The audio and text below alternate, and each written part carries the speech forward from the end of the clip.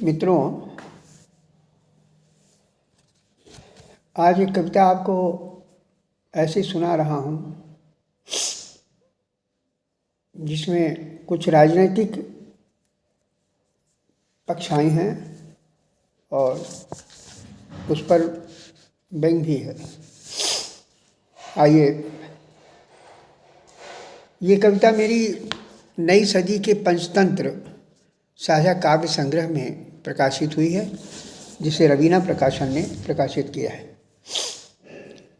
इस किताब के माध्यम से ये कविता जो आई है तो मैं आपसे साझा करता हूँ। यही कविता का शीर्षक है संसद शिविर में। इसके 3 पार्ट हैं। तीनों पार्टों को उसने बखूबी दिया है। सुनिए। मेरे पूरे जीवन में पंछियों की आवाज़ पूर्ण के धोखे में एक अरसे से चीख चिल्ला रही हैं, बिना जंगल पार शमशान निरर्थक संकीर्णताएं तोड़ता हुआ एक नए तिथि की घोषणा पहुँचते हुए एक सिफारिशी इस्तीफा बार बार गलत ढंग से रख रहा है। ये कुछ सामाजिक तंत्र और राजनीतिक तंत्र के परिप्रेक्ष्य में कहा है मैंने। मेरे पूरे जीवन में पक्षियों की आवाज़ पुण्य के धोखे में एक अरसे से चीख चिल्ला रही हैं, बिना जंगल पार शमशान निरर्थक संकीर्णताएं तोड़ता हुआ एक नए तिथि का घोषणा पत्र पहुँचते हुए एक सिफारशी इस्तीफा बार बार गलत ढंग से रख रहा है। आगे देखिए। मेरी आंखें मुझे पत्थर की मूर्ति की तरह उस बहिष्कार से बचाती रहीं जिसे सारे जीवन शिविर में रहने वाले लोगों ने अपने पराजय और सवालों के बीच घेर रखा था। और मैं पूरी तरह से अनजान रहा, मेरा फ़ायदा उठाया जाता रहा, मुझे गुलदस्ता बनाया जाता रहा। मेरी आंखें मुझे पत्थर की मूर्ति की तरह उस बहिष्कार से बचाती रहीं जिसने सारे जीवन शिविर में रहने वाले लोगों ने अपने पराजय और सवालों के बीच घेर रखा था। और मैं पूरी तरह से अनजान रहा, मेरा फ़ायदा उठाया जाता रहा, मुझे गुलदस्ता बनाया जाता रहा। अगली बात देखिए। पहली बार दर्द कम नहीं हुआ, सभाओं में मैं टूटता रहा और बात यहाँ तक पहुँच गई कि संसद शिविर में देह आश्रम का मोह बढ़ गया है।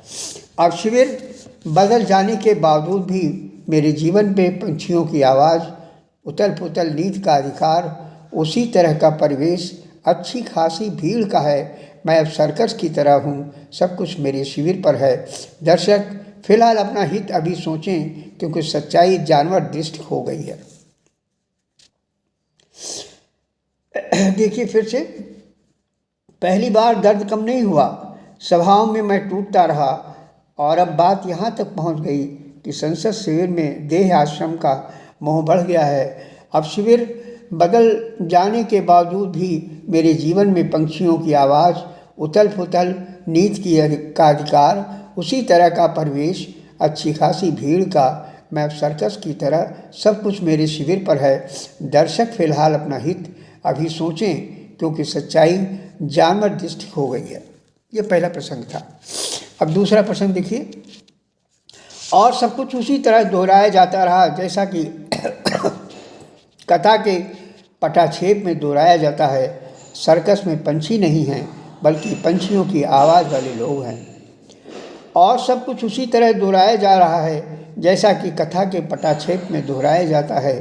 सर्कस में पंछी नहीं हैं, बल्कि पंछियों की आवाज़ वाले लोग हैं। पंछियों की खाल ओढ़े लोग हैं, पंछियों की चाल चलने वाले लोग हैं, पंछियों की तरह अतृप्त स्नान करने वाले लोग हैं।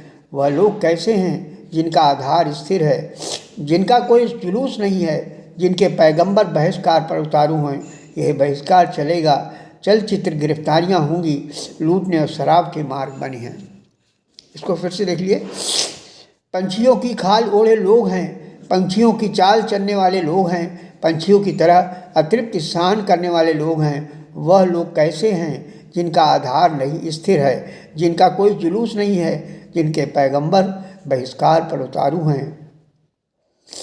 यह बहिष्कार चलेगा, चलचित्र गिरफ्तारियां होंगी, लूटने और शराब के मार्ग बने हैं।